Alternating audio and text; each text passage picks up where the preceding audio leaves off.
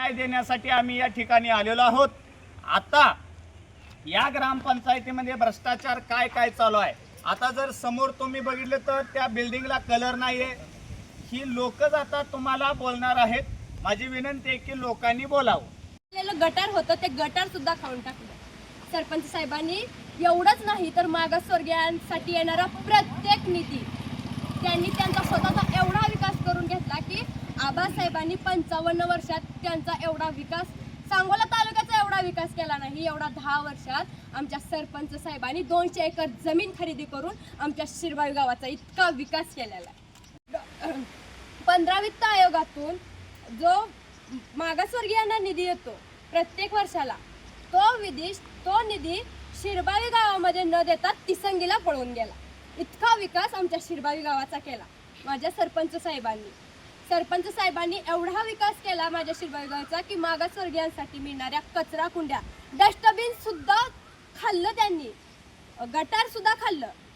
आमच्या घरी जनावर आहेत ते गटारीच्या आतील घाण तर खातात, पण सरपंच साहेबांनी गटारच खाल्ला आमचं। माझं नाव राजेंद्र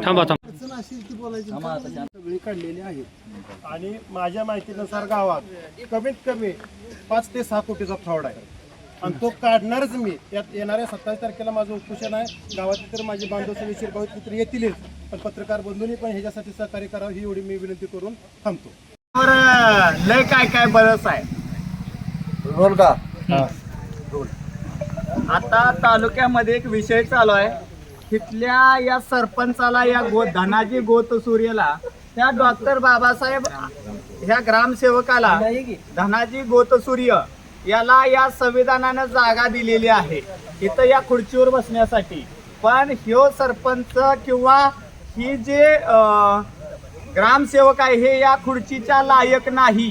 कारण ज्या खुर्चीवर हा गोतसूर्य बसतोय त्या जागा कशा लेवलची आहे हे मला वाटतंय की 1857च्या काळातली इमारत आहे।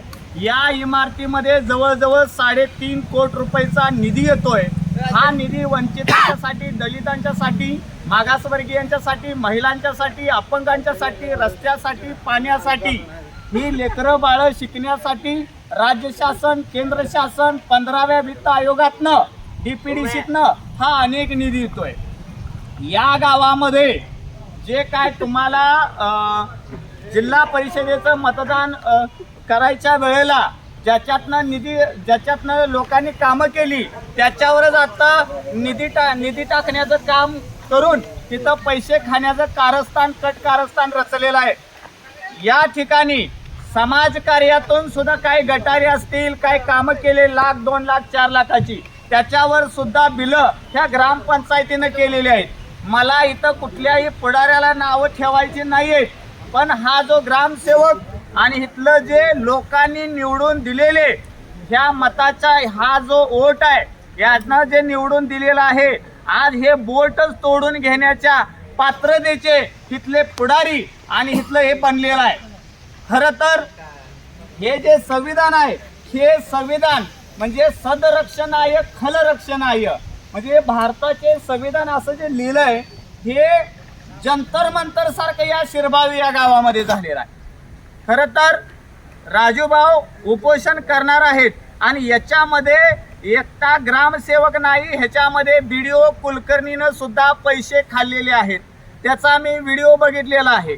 कुलकर्णी हा त्या टेबलाच्या सुद्धा लायकीचा माणूस राहिलेला नाही। या कुलकर्णीची पेन्शन बंद झाली पाहिजे, म्हणजे म्हातारपणी काठी धरताना आपण भ्रष्टाचार किती केलाय ह्याची लायकी त्याला कळाली पाहिजे।